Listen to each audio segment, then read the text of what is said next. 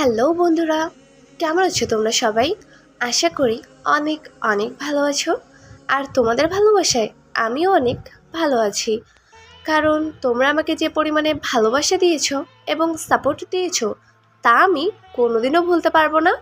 তাই তোমাদেরকে মজা দেওয়ার জন্য আবারও একটি নতুন গল্প নিয়ে হাজির হলাম। গল্পটি শুনলে আশা করি ভালো লাগবে। কুত্তার বাচ্চা, তোর সাহস কি করে হলো আমাকে স্পর্শ করার? আমি বলছি না তুই আমাকে আর একদম স্পর্শ করবি না। নিহা, তুমি এই কয়দিন ধরে এরকম করছো কেন? তুমি তো আগে এরকম ছিলে না। আমাদের 1 বছরের সংসার, আমরা একে অপরকে কতটা ভালোবাসতাম, কিন্তু তুমি হঠাৎ করে এরকম পাল্টে গেলে কেন? ভুল করেছি তোকে ভালোবেসে, এখন আমি সেই ভুলের প্রায়শ্চিত্ত করছি।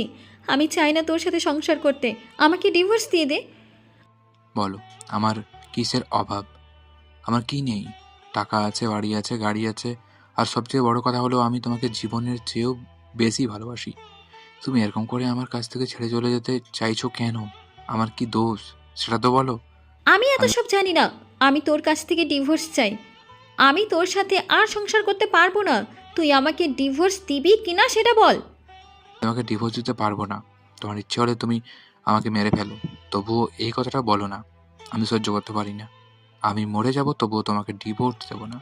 বলেই আদিব রুম থেকে বের হয়ে গেল। ও যাওয়ার পর আমি কান্না করে দিলাম, কারণ আমার আর সহ্য হচ্ছে না। এসব আমি দিনের পর দিন ওকে অবহেলা করছি, অপমান করছি, ছোট করে কথা বলছি, কিন্তু ও আমাকে ছাড়ছে না। আমার হাতে সময় খুব কম। আমার ব্রেন ক্যান্সার ধরা পড়েছে, যে কোনো সময় মারা যেতে পারি। কিন্তু আমি চাই না ও আমাকে এতটা ভালোবাসুক। যদিও আমাকে এতটা ভালোবাসে, তাহলে ও সহ্য করতে পারবে না আমার মৃত্যু। তাই আমি ওকে বারবার অপমান করছিলাম, যাতে ও আমাকে ঘৃণা করতে পারে। কিন্তু আমি যতই তাকে অপমান করছি, সে আরও আমাকে আঁকড়ে ধরতে চাইছে। আমার হাতে আর কোনো উপায় নেই। তাই আমি একটা ব্যবস্থা করলাম। আমার এক বড় ভাই ইমরান ভাইকে কল করলাম। ভাই, আমাকে একটু হেল্প করতে পারবেন? কি হেল্প লাগবে বলো নিহা। ভাই, আপনি আমার সাথে একটু প্রেমের অভিনয় করতে পারবেন, যাতে আমার স্বামী বিশ্বাস করে আমি আপনাকে ভালোবাসি, আর আপনি আমাকে ভালোবাসেন, সে আমাকে ডিভোর্স দিয়ে দেয়। তোমার কি মাথা নষ্ট হয়ে গেছে নিহা? আমি জানি আদিপ তোমাকে কতটা ভালোবাসে। ও তোমাকে ছাড়া এক মুহূর্ত কল্পনাও করতে পারে না। ও তো মরে যাবে এরকম করলে।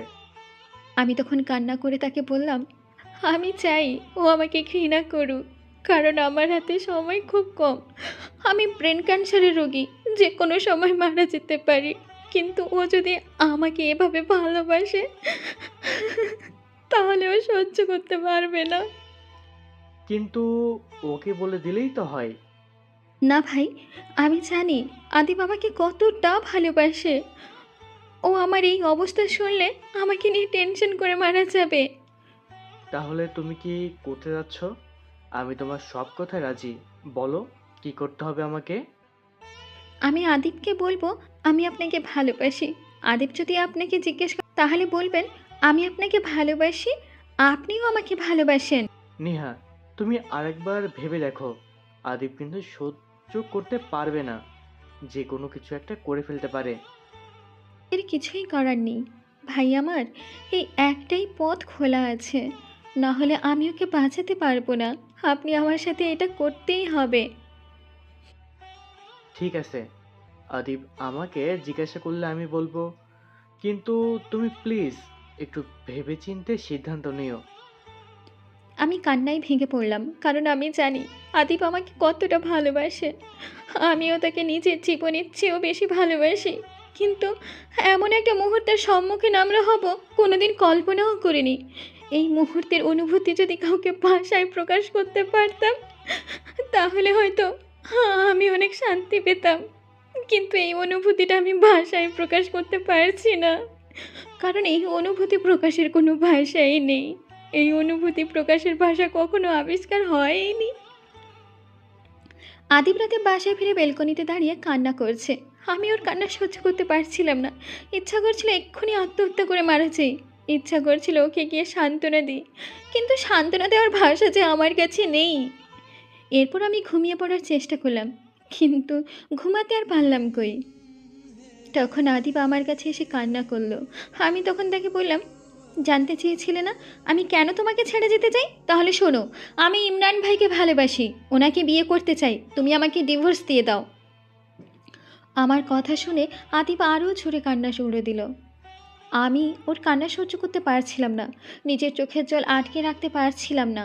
তখন তাকে বললাম, এরকম ন্যাকামো আমার সামনে করবে না, আমি যেটা বলছি সেটা শোনো, না হলে কিন্তু আমি বাড়ি ছেড়ে চলে যাব। নিয়া, তুমি আমার সাথে এমনটা করতে পারো না। আমি জানি তুমি আমাকে মিথ্যা বলছো। কেন মিথ্যা বলছো বলো? আমি কি করেছি তোমার সাথে? তুমি এমন কেন করছো আমার সাথে? তুমি এমন কেন বলছো? কেন? আমি কি মিথ্যে বলছি? আমি যা বলছি তা সব সময় সত্য কথাই বলছি। তুমি আমাকে ডিভোর্স দেবে কিনা সেটা বলো।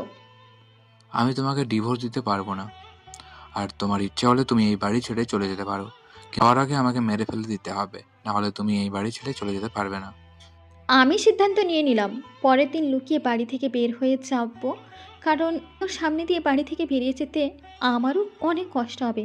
তাই পরদিন আদিব ঘুমিয়ে থাকা অবস্থায় আমি বাড়ি থেকে বের হয়ে গেলাম। আমি সকালে ঘুম থেকে উঠে নিহা আমার পাশে না পেয়ে আমি পুরো বাড়ি খুঁজলাম, কিন্তু খুঁজে পেলাম না। আমি কান্না করছি বসে, এরকম চিৎকার করে বললাম, না, আমি জানি তুমি আমার কাছ থেকে কিছু লুকাচ্ছ, কিন্তু কেন এরকম করছো তুমি? আমাকে বলো প্লিজ। আমি তো মরে যাচ্ছি তোমার এই অবহেলায়। আমি আর সহ্য করতে পারছি না। তুমি আমাকে মেরে ফেলো।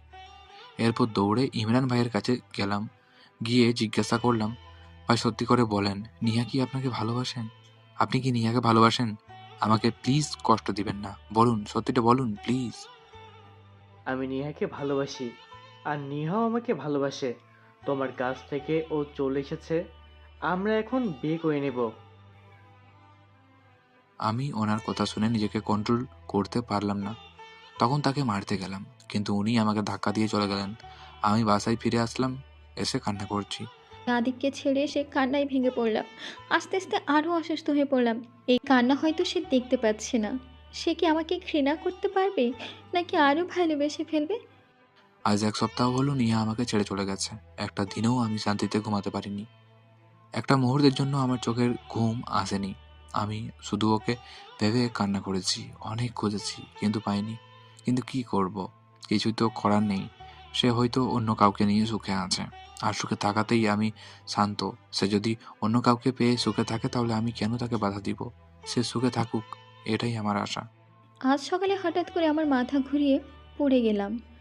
তখন বাবা মা আমাকে ডাক্তারের কাছে নিয়ে গেল, কিন্তু ডাক্তার জানালো আমার হাতে সময় খুবই কম, আমি মারা যেতে পারি এই মুহূর্তে। বাঁচার অনেক ইচ্ছে ছিল। সে মৃত্যুর সময় হয়তো তার বাঁচার ইচ্ছেটা প্রবল হয়, সেরকম আমারও হয়েছিল। ইচ্ছে করেছিল আদিবকে সব সত্যি বলে ওকে জড়িয়ে নিই, যদি বাঁচতে পারতাম ওকে নিয়ে। ওকে নিয়ে কত স্বপ্ন দেখেছি, কিন্তু সব স্বপ্ন কি পূরণ হয়? মানুষের তো সব স্বপ্ন পূরণ হয় না, সেরকম আমার স্বপ্নগুলো না হয় অজানাই থাকুক। আস্তে আস্তে আমি একদম অসুস্থ হয়ে পড়েছি। এখন আর ঠিকমতো কথা বলতে পারি না। কথা বলতে গেলে মাথাটা ঘুরে আসে। বাবা মা আমার সামনে দাঁড়িয়ে কান্না করছে। আমি তাদেরকে নিষেধ করেছি আদিবকে কিছু না জানাতে। তারাও আমার কথা মতো আদিবকে কিছুই জানায়নি। আজকে সকাল থেকে হঠাৎ করে আমার অবস্থা বেশি খারাপ হয়ে গেল। ইমরান ভাই আমার সাথে দেখা করতে এসেছিল। আমি তাকে না করেছি আদিবকে কিছু না জানাতে। তিনি হয়তো তিনি হয়তো আমার কথা শোনেননি। আমি বাসায় বসে কান্না করছি। বাবা মা মারা যাওয়ার পর থেকে ওকে আঁকড়ে ধরে বেঁচে থাকতে চেয়েছিলাম, কিন্তু আমাকে এভাবে ছেড়ে যাবে আমি কোনোদিন কল্পনা করতে পারিনি। তখন হঠাৎ করে আমার ফোনটা বেজে উঠল। ইমরান ভাই কল করেছে। আমি কলটা ধরলাম। তখন উনি আমাকে কোনো কথা না বলতে দিয়ে বললেন, আদিব, আমরা তোমার সাথে মিথ্যা কথা বলেছি। নিহার ব্রেন ক্যান্সার ধরা পড়েছে, সেই জন্য তোমাকে অবহেলা করছিল। ও তোমাকে কষ্ট দিতে চায়নি, তাই তোমাকে ছেড়ে চলে গেছে। তুমি যদি তাকে দেখতে চাও তাহলে সিটি হসপিটালে চলে আসো, ওর অবস্থা খুবই খারাপ।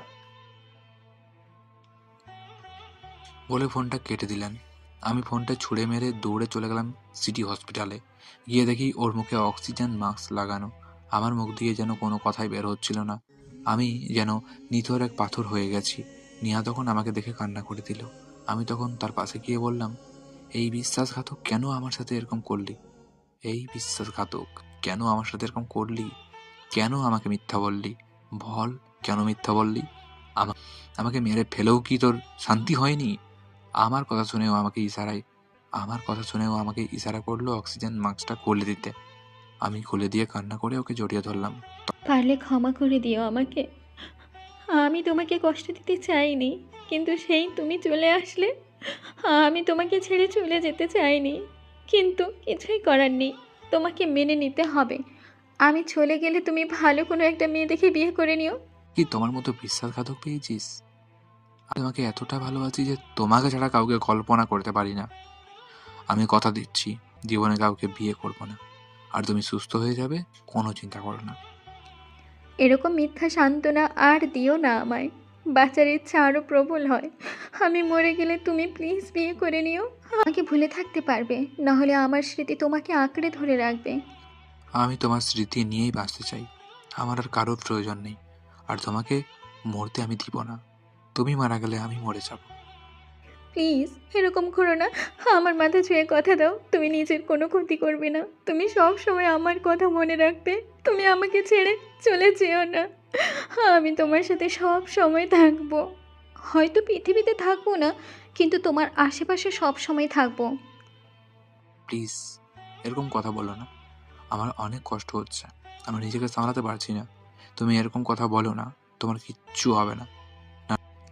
আমার নিঃশ্বাসটা ভারী হয়ে আসছিল, কথা বলতে অনেক কষ্ট হচ্ছিল। তখন আমি আরও শক্ত করে জড়িয়ে ধরলাম ওকে। মুখ দিয়ে দেখি হালকা রক্ত বেরোচ্ছে। ডাক্তার তখন তাড়াতাড়ি আমার কাছে আসলেন। আমি ডাক্তারকে ইশারায় সরে যেতে বললাম। আদিবকে আরও শক্ত করে জড়িয়ে ধরলাম, কারণ আমি নিজের জীবন শেষ করতে চাই ওর বুকে। আস্তে আস্তে নিঃশ্বাসটা বন্ধ হয়ে আসছিল। আদিব আমাকে জড়িয়ে ধরে চিৎকার করে বলল, না নিয়া, তোমার কিছু হতে পারে না। আমি তোমাকে ছাড়া বাঁচবো না। তুমি আমাকে এরকম করে ছেড়ে চলে যেতে পারো না। তুমি তো কথা দিয়েছিলে আমার সাথে সংসার করবে, কিন্তু এভাবে আমাকে একা করে চলে যেতে পারো না। কেন এরকম করছো? তখন আমি আর কোনো কথা বলতে পারিনি। আস্তে আস্তে চোখটা বন্ধ হয়ে আসছিল। চোখ বন্ধ হয়ে গেলে আমি পৃথিবীর মায়া ত্যাগ করে চলে গেলাম ওপারের দেশে। আমি নিয়াকে জড়িয়ে ধরে আছি। হঠাৎ করে ওর শ্বাস প্রশ্বাস বন্ধ হয়ে গেল। আমি চিৎকার করে কান্না করছি, কিন্তু কিছু করার নেই। ও তো আমাকে ছেড়ে চলে গেছে। ও তো আমার সাথে বিশ্বাসঘাতকতা করেছে। এরপর আমরা তার দাফনের ব্যবস্থা করলাম। দাফন শেষে আমি ওর কবরের পাশে দাঁড়িয়ে অনেক কান্না করছি। আজ প্রায় 3 বছর হলো নিহা আমাকে ছেড়ে চলে গেছে। আমিও অনেক অসুস্থ হয়ে পড়েছি। দিন নাই রাত নাই সারাদিন ওর জন্য কান্না করি। হয়তো আমি ওকে একটু বেশি ভালোবেসেছিলাম, সেই জন্য আমার কাছ থেকে ওকে কেড়ে নেওয়া হয়েছে। আমি তো কারোর কাছে কোনো অভিযোগও করতে পারছি না, শুধু কান্না করেছি। আমি ওকে এখনো ভালোবাসি। আজ ওর মৃত্যুবার্ষিকী, তাই কয়েকজন এতিমকে দাওয়াত করে খাওয়ালাম। এরপর ওর ছবিটা হাতে নিয়ে বললাম, দেখ বিশ্বাসঘাতক, আমি তো তোকে ভুলে যাইনি, কিন্তু তুই আমাকে ছেড়ে চলে গেলি। এভাবে সারা জীবন তোকে নিয়ে বেঁচে থাকবো আমি। তুমি তো আমাকে ছেড়ে চলে গেলে। কেন করলে এরকম? আমার নিজের জীবনের চেয়েও বেশি ভালোবাসতাম। আমার ভালোবাসা কি একটু কম ছিল তোমার জন্য? ছেলেদের ভালোবাসাই এমনই হয়। তারা যাকে ভালোবাসে তাকে নিজের জীবনের চেয়েও বেশি ভালোবাসে, তাকে ভুলে যেতে পারে না। এই আবেগী স্বভাবের জন্যই ছেলেরা কঠিনভাবে ভালোবাসে। পৃথিবীর সব ভালোবাসা পূর্ণতা পাক। কেউ যেন আমার মতো কষ্ট না পায়। আল্লাহ যেন সবাইকে সুস্থ রাখেন, এই আশা করি। দেখা হবে পরবর্তী কোনো গল্পে। সে পর্যন্ত সবাই ভালো থাকুন, সুস্থ থাকুন, নিরাপদে থাকুন, নিজের প্রিয় মানুষটির খেয়াল রাখুন।